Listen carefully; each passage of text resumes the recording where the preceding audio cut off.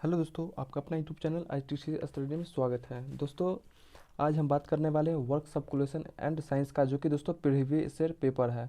दोस्तों, इससे पहले मैं सोशल स्टडीज़ का बताया था, जो कि दोस्तों क्वेश्चन मेरा मिल गया था और आप देख लीजिए कि पूछा था कि आपको खुद पता होगा कि मैंने जनसंख्या के बताया था, पूछा था संविधान में, पूछा था कि कौन कौन से मेरे मौलिक अधिकार है, वो पूछा था क्वेश्चन। LN क्या है, LAN क्या है, लोकल नेटवर्क एरिया क्या है, ये बताया था, जो कि दोस्तों मिल गया था। एक मजदूर वाला क्वेश्चन बताया था, भी मिल गया था। तो दोस्तों आज देख लीजिए क्या है, पहले मैथ का देख लेते हैं। मैथ में दोस्तों इस तरह से आपको ऑब्जेक्टिव दिया रहेगा, है ना। इसमें आपका मान बताना है कि इसका सबसे बड़ी भिन्न क्या होगा, संलयन की उष्मा क्या निहित क्या होती है, लंबाई क्या होता है। तो दोस्तों आपको इस तरह से क्वेश्चन दे देगा, फिर आपको देखिए इस तरह से आपको क्वेश्चन रहेगा, उसको हल करना है ना। देखिए इस तरह से क्वेश्चन दे रहेगा, आपको हल कर देना है। फिर देखिए दोस्तों इसमें क्या है, इस तरह से कुछ क्वेश्चन रहेगा जिसमें कि त्वरण है ना, त्वरण में परिवर्तन दर के रूप में परिभाषित कीजिए। तो दोस्तों इसे त्वरण, इसमें क्या हो जाएगा दोस्तों जैसे आपको इसमें लिखना है तो इसमें बेग हो जाएगा, है ना। तो आपको इस तरह से देखिए, और क्वेश्चन दिखाते हैं इसमें किस तरह से क्वेश्चन पूछा रहता है। देखिए ज़्यादा नहीं रहता है ना दोस्तों, इसमें कुछ देखिए क्वेश्चन किस तरह से रहता है। मैथ में कुछ इस तरह से आपको क्वेश्चन दिया रहेगा, इसमें क्या है, इसको हल करना है। तो आपको इस तरह से हल कर लेना है, ठीक है। लेकिन दोस्तों हम क्या कर लेते हैं, साइंस का क्वेश्चन दोस्तों बहुत ही ज़्यादा रहता है और ये न्यूमेरिकल टाइप का रहता है। तो आपको क्या करना है, बना लेना है। तो देखिए दोस्तों क्या है, घनत्व क्या है, फिर पूछेगा कि गुरुत्व क्या है। तो दोस्तों आपको क्या करना है, इसको बता देना है। जैसे पूछे घनत्व क्या है, तो उसका अंतर बताना है कि यह क्या दोस्तों, किसी पदार्थ की इकाई आयतन में निहित द्रव्यमान की मात्रा है।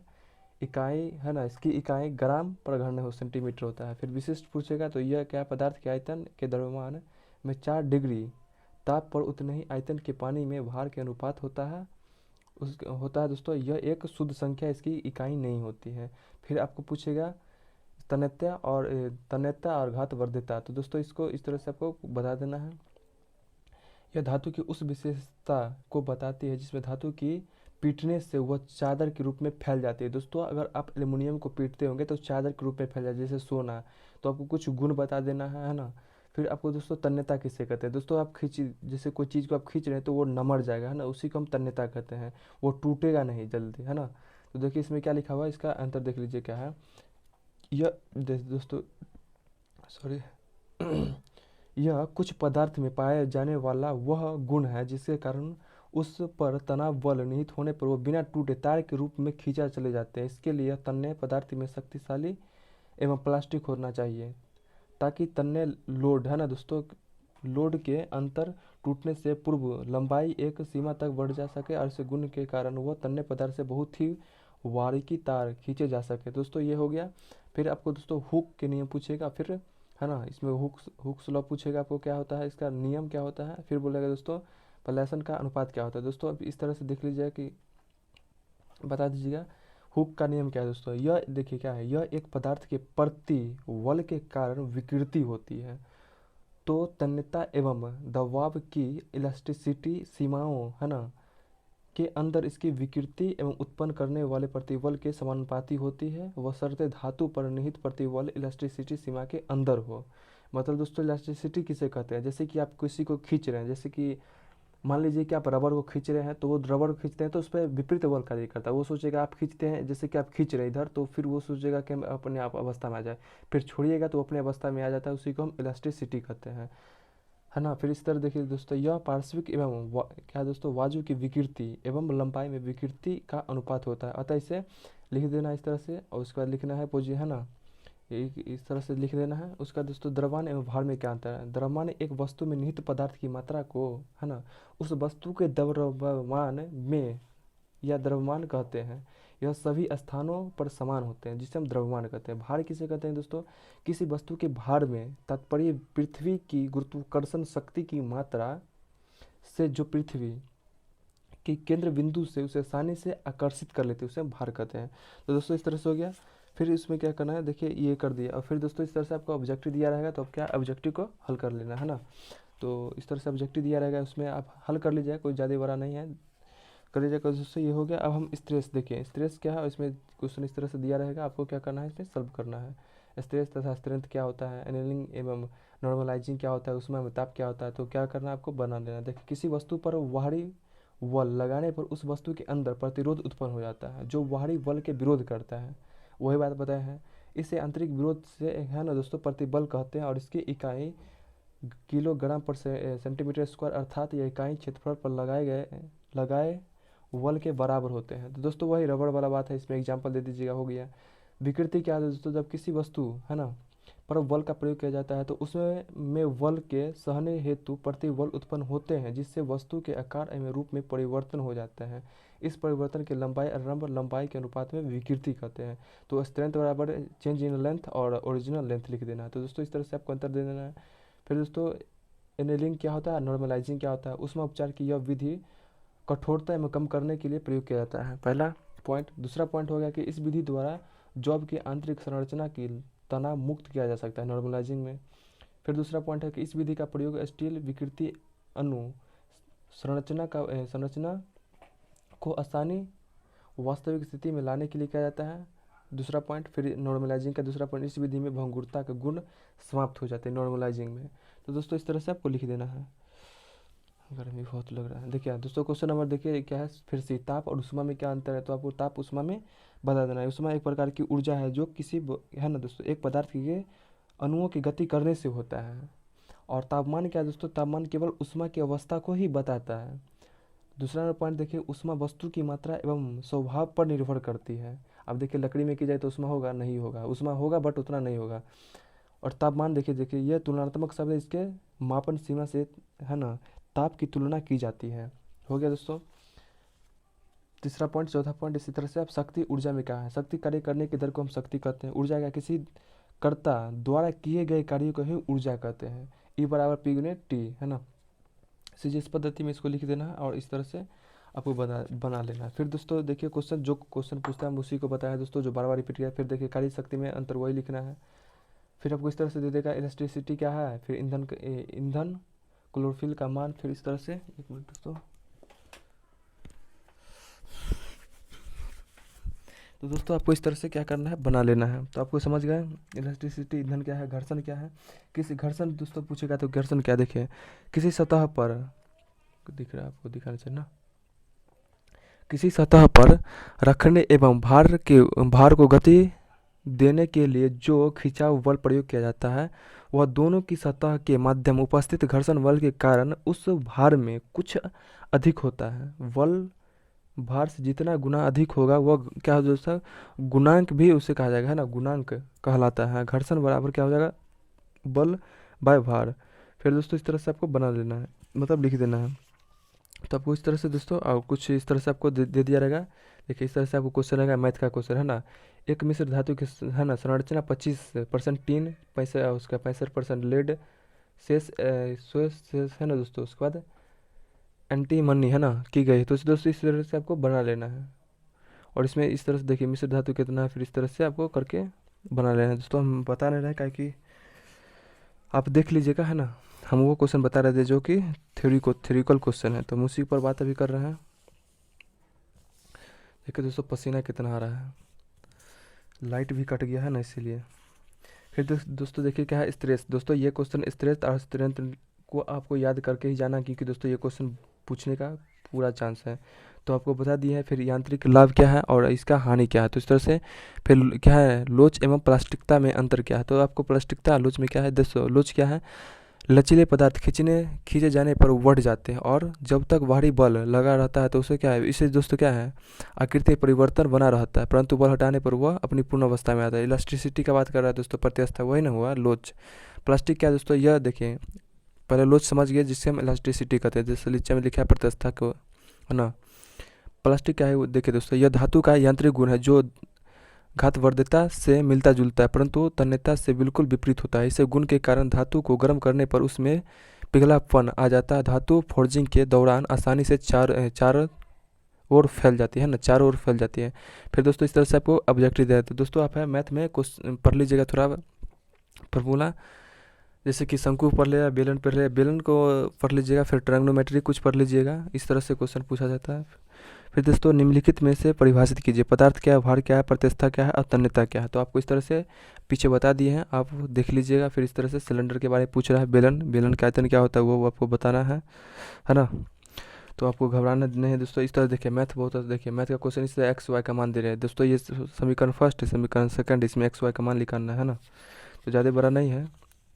फिर दोस्तों क्वेश्चन नंबर 2 देखिए, इस तरह से आपको दिया रहेगा, इसको सॉल्व कर लेना है।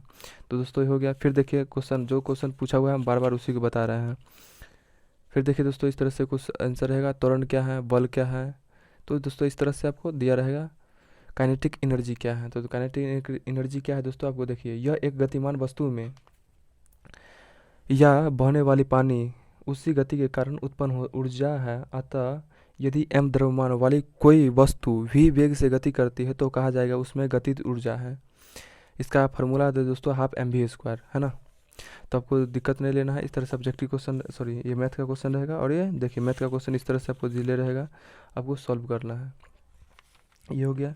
फिर 1997 का देख लीजिए दोस्तों, हम यह ना प्रीवियस ईयर का क्वेश्चन हम दोस्तों अलग अलग कर दिए हैं, तो आपको घबराने का, जो क्वेश्चन पूछता है बार बार उसी के बारे में देखिए। ताप और तापक्रम में क्या अंतर है। ताप एक प्रकार की ऊर्जा है जो एक पदार्थ में अणु की गति करने से होता है। तापमान क्या है, देखिए तापक्रम केवल ताप की अवस्था को बताता है, या इसमें पदार्थ के ठंडेपन का अनुभव होता है। तो इस तरह से आपको लिख देना पहला पॉइंट। फिर वस्तु की मात्रा एवं स्वभाव पर निर्भर करता है ताप, ये वस्तु की तुलनात्मक शब्द है, यह मानक सीमा के ताप से तुलना करता है। ये हो गया। फिर क्वेश्चन देखिए तीसरा, ये शून्य ऋणात्मक नहीं होती। ऊर्जा क्या है, शून्य या तो ऋणात्मक नहीं होती, लेकिन क्या है, ताप है ना, तापक्रम ये शून्य ऋणात्मक भी हो सकते हैं। ताप कैलोरीमीटर के द्वारा मापते हैं, तापमान को थर्मोमीटर के मापते हैं। फ़ारेनहाइट क्या है, तो फ़ारेनहाइट इस तरह से आपको लिख देना है। सेंटीग्रेड आपको दिख रहा है, अब एक बार वीडियो को पॉज करके देख लिया है ना, पढ़ लीजिएगा, कोई दिक्कत नहीं है। और जो क्वेश्चन बता रहे हैं वो प्लीज़ मेरे भाई आप देख लीजिएगा, क्योंकि कल के एग्जाम में ये क्वेश्चन पूछेगा तो पूछेगा, ये वह हम गारंटी दे सकते हैं। लेकिन चैनल को सब्सक्राइब नहीं करते हैं दोस्तों, ये तो इस बात से भी हमको बहुत बुरा लगता है ना, और नहीं सब्सक्राइब करते हैं, ना लाइक करते हैं, और नहीं शेयर करते हैं। बट कोई बात नहीं दोस्तों, ये मेरा अपना कर्तव्य है जो मैं आपको वीडियो अपलोड करके आपको बताता हूँ कि ये क्वेश्चन पूछा जाता है। आप लोग के लिए हम मेहनत करेंगे, आप ये हम मेरा है, और ये आप समझिए कि आप लाइक करते हैं, शेयर करते हैं या नहीं, हम तो अपना कर्तव्य करें, ठीक है। फिर दोस्तों क्या है, ठोस तरल और गैस के अनुसार गुणांक से आप क्या समझते हैं। तो दोस्तों ठोस पदार्थ के गुणांक क्या है, ये आपको बताना है। तो दोस्तों आप देख लीजिए क्या है, ठोस पदार्थ के गुणांक क्या है, फिर तरल पदार्थ के गुणांक क्या है, और पदार्थ कैसा है। फिर दोस्तों क्वेश्चन फिर नीचे पूछेगा 5 नंबर क्वेश्चन देखिए दोस्तों, क्या है दोस्तों, इलेक्ट्रिक करंट तथा रेजिस्टेंस के बीच में क्या अंतर है। तो दोस्तों आपको क्या है, इसको अंतर बताना है। ये क्वेश्चन भी पढ़ लीजिएगा, है ना। फिर क्वेश्चन ओम का नियम, ये तो हम कहेंगे 100% आपको पढ़ के जाना है, देख लीजिएगा, ज़्यादा बड़ा नहीं है। ओम के नियम क्या है, इसका सिद्धांत क्या है ना। तो दोस्तों एकदम पढ़ लेते हैं ना। यह सिद्धांत एक जर्मन वैज्ञानिक थे, है ना, वैज्ञानिक जर्मन साइमन ओम ने 1826 में स्थापित किया था। सिद्धांत के अनुसार जब किसी चालक की भौतिक अवस्था एक ऐसी रहती है, चालक के किनारों के माध्यम, है ना, दिखना ना, माध्यम पोटेंशियल, है ना, पोटेंशियल अंतर और इसमें से गुजर रहे करंट का अनुपात स्थिर रहता है, अथवा इसे किसी तार की लंबाई अनुप्रस्थ काट का क्षेत्रफल तथा तापमान एवं अन्य भौतिक अवस्था न बदले जाए तो सिरे पर लगाया गया विभवांतर तार किससे होकर गुजरने वाली धारा के समानुपाती होता है, अर्थात वी बाई आई बराबर आर, जहाँ क्या है दोस्तों, भी क्या है वोल्टेज, आई करंट, और आर सर्किट के रेजिस्टेंस है। तो आपको इस तरह से बताया। फिर प्रतिरोध शक्ति के नियम क्या है, चालक की लंबाई, है ना, क्रॉस सेक्शन में क्षेत्रफल, चालक की प्रतिरोध, तापक्रम, ढलवा लोहे के गुण एवं उसका प्रयोग हुआ था। ढलवा लोहे दोस्तों आप चापाकल देखेंगे, उसमें इसका प्रयोग किया जाता है, इसमें क्या क्या होता है, कितने प्रतिशत पाए जाते हैं। ये दोस्तों 1225 पे पिघल जाता है ना, इसको आपको बना लेना है ज़्यादा दोस्तों, है ना। देखिए इसमें पर्याप्त मतलब ये कठोर नहीं होता, इसे पीटने पर टूट जाता है ना, और जल्दी से ये पिघल जाता है। फिर माइल्ड स्टील क्या है दोस्तों, और मध्यम कार्बन स्टील क्या है, तो आपको इस तरह से इसका है बता देना, है ना। देखिए इस तरह से आपको हम धीरे धीरे स्लाइड कर रहे हैं, आप एक बार पढ़ लीजिएगा वीडियो को रोक कर, हम उतना पढ़ेंगे तो वीडियो लंबा हो जाएगा फिर मेरा, है ना। इस तरह से देखिए द्रव्यमान और भार में अंतर क्या है बता दिए हैं, है ना। फिर वही क्वेश्चन आ गया दोस्तों, प्रत्यस्थता और इलास्टिसिटी क्या है नीचे में, है ना, क्वेश्चन क्यों, तो आपको इस तरह से बना लेना है। फिर देखिए हीट और ताप में क्या अंतर है, तो दोस्तों हीट और ताप में क्या अंतर बता दें। कार्य और पावरण में क्या अंतर, देखिए कार्य और पावरण में क्या अंतर है आपको ये लिख लेना है। फिर दोस्तों ये क्या है, निम्नलिखित जैसे नीचे में जो जो बता रहा है क्वेश्चन ये कर लेना है। लाइट कट गया से बहुत गर्मी, देखिए कितना पसीना चल रहा है। फिर देखिए दोस्तों, कार्य है ना, कार्य शक्ति और ऊर्जा की परिभाषा कीजिए। दोस्तों ये क्वेश्चन जो हम बार बार बोल रहे हैं कि याद कर लीजिएगा, ये क्वेश्चन आपको याद करके जाना, नहीं मिलेगा फिर आप कमेंट करके हमको कहिएगा। अगर मिल गया तो दोस्तों प्लीज़ मेरे रिक्वेस्ट आपसे कमेंट करके ज़रूर बताना कौन क्वेश्चन मिला, कौन क्वेश्चन नहीं मिला, आपने कैसे कौन कौन से क्वेश्चन अटैम्प्ट किया और कौन कौन से छोड़े हैं। फिर गतिज ऊर्जा क्या है, स्थितिज क्या है, ऊर्जा क्या है, ये आपको मतलब पढ़ लेना है एक बार। इस तरह से देखिए है ना, इस तरह से आपको घनत्व क्या है, घनत्व अपेक्षित घनत्व क्या है, फिर एसी बिल्डिंग मशीन क्या है और डीसी बिल्डिंग मशीन क्या है। दोस्तों इसमें पूछ दिया है, जो कि दोस्तों क्या थ्योरी का क्वेश्चन है ना। तो दोस्तों ये सब ट्रेड के लिए है। नॉर्मलाइजिंग एनलिंग क्या है, फिर वही क्वेश्चन आ गया। फिर से देखिए, द्रव्यमान भार में अंतर क्या है, तो आपको फिर द्रव्यमान भार में अंतर क्या है बताना है। गतिज एवं स्थितिज ऊर्जा में क्या है, ये सब क्वेश्चन बार बार दोस्तों ये पूछा है, 2008 में पूछा है, मतलब बार बार ये क्वेश्चन रिपीट किया हुआ है। फिर देखिए दोस्तों, वही क्वेश्चन पूछ रहा है, रेडिएशन क्या है पर। फिर दोस्तों ये क्वेश्चन आपको पूछ दिया, तो ये मतलब कम चार्ज से पाइथागोरस प्रमेय क्या है, इसका मतलब खाली ये क्वेश्चन है ना, ये क्वेश्चन आप देख लीजिए, इस टाइप का क्वेश्चन, ये क्वेश्चन आपको कल मिल जाएगा ऑब्जेक्टिव में, सॉरी ऑब्जेक्टिव करते सब्जेक्टिव में। और फिर जो जो हम थ्योरी बताएं वो भी आप पढ़ लेना है एक बार। फिर देखिए 98 का क्वेश्चन आ गया। फिर इस तरह से आपको ऑब्जेक्टिव दिया रहेगा, आपको बनाना है। 1 गैलन में कितना होता है, तो 4 पॉइंट है ना 545 होता है। 1 गैलन बराबर इक्वल टू लीटर होता है। फिर किया गया कार्य क्या होता है, बल गुने दूरी होता है। स्ट्रेंथ विभाजित होता है कैसे, प्रतिस्थाय में होता है। एक अश्व शक्ति 746 वाट होता है। एक 100 डिग्री बराबर 200 वाट है ना। तो इस तरह से आपको ऑब्जेक्टिव रहेगा। फिर इस तरह से आपको मैथ का क्वेश्चन आएगा, तो वो कर लेना है। फिर दोस्तों वही क्वेश्चन आ गया, देख लीजिए, बार बार क्वेश्चन रिपीट कर रहा है, मतलब ये क्वेश्चन जो बार बार रिपीट कर रहा है आपको क्वेश्चन पढ़ लेना है। नॉर्मलाइजिंग कार्बोहाइड्रेट हाइड्रिंग क्या होता है, ये अनिलिंग क्या होता है ना, क्रेस हाइड्रिंग क्या होता है, मतलब केस हाइड्रिंग, ये सब पढ़ लेना है। फिर आपको इस तरह से ऑब्जेक्टिव क्वेश्चन मतलब। फिर कास्ट आयरन क्या है, फिर है ना रट आयरन क्या है, हीट क्षति तथा हीट प्राप्ति क्या है, आउटपुट की दक्षता क्या होती है। तब मतलब दोस्तों ये पढ़ लेना है, आउटपुट की दक्षता क्या होती है ना। मुझे तो इतना गर्मी लग रहा है, क्या करें अभी। फिर इस तरह से आपको ऑब्जेक्टिव क्वेश्चन रहेगा, फिर सब्जेक्टिव क्वेश्चन रहेगा। फिर देखिए पावर और ऊर्जा में क्या है, फिर स्ट्रेंथ क्या है दोस्तों, स्ट्रेंथ और स्ट्रेंथ में क्या अंतर है। ये क्वेश्चन आपको 110% पढ़ लेना है, जो हम क्वेश्चन बता दिए हैं।